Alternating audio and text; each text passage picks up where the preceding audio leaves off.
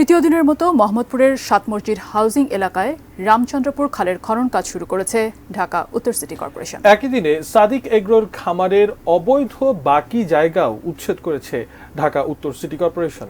তবে খাল উদ্ধারে ব্যক্তিগত জায়গা ভেঙে ফেলার অভিযোগ করছেন কেউ কেউ। আবার খালের মাঝে একটা বাড়ি নিয়েও তৈরি হয়েছে ধোঁয়াশা। বিস্তারিত জানাচ্ছেন স্বপন আহমেদ।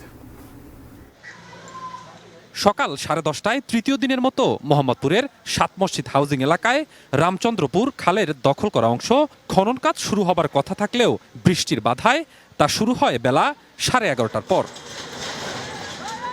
এ সময় ভেঙে দেওয়া হয় খালের উপর নির্মিত সাদিক এগ্রোর খামারের আরও ৩টি শেড। সেখানে রাখা গরু ছাগল তাৎক্ষণিকভাবে সরানো হয় পাশের জায়গায়।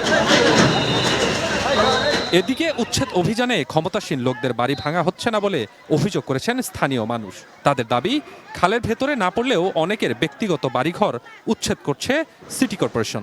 এরা পিলার করে দিচ্ছে, আমাদেরকে ডিমার্কেশন দিয়ে বুঝিয়ে দিচ্ছে। ওই সাইডে আমি পাসপোর্ট বেশি পাইছি, তাও আমার দেখাই দিচ্ছে।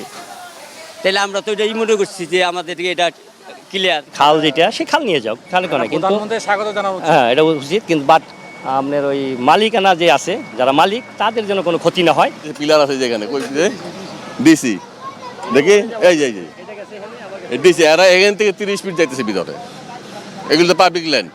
স্থানীয় কাউন্সিলরের দাবি, খালের ভেতর ওই ভবন নির্মাণ করতে অনুমতি দিয়েছে পানি উন্নয়ন বোর্ড, তাই সেটি ভাঙা সিটি কর্পোরেশনের এখতিয়ারে নেই। ওয়াটার ডেভেলপমেন্ট বোর্ড থেকে তার পারমিশন নেওয়া আছে। তো পারমিশন যেটা ওয়াটার ডেভেলপ বোর্ড দিয়েছে সেটা তো আমরা দেখতে পারবো না, সিটি কর্পোরেশনের আওতায় না, সেটা তো ডিপার্টমেন্টই আলাদা। সিটি কর্পোরেশনের নির্বাহী কর্মকর্তা জানান, খালে পানি প্রবাহ ফেরাতে অবৈধ স্থাপনা চিহ্নিত করে অভিযান চলমান থাকবে। যৌথভাবে মেজারমেন্ট করে যে নকশাটা যেটা দিবে, খাল সিএস ম্যাপে যেখানে খাল 50 ফিট কিংবা 80 ফিট ছিল, যেখানে 100 ফিট 150 ফিট কিংবা 150 ফিট ছিল, সেইভাবেই কিন্তু মেজারমেন্ট করে ওনারা যখন বলেন, 3টা প্রতিষ্ঠান যখন বলেন সেইভাবে আমরা উদ্ধার করা। Swapan Ahmed, ATN news, Dhaka.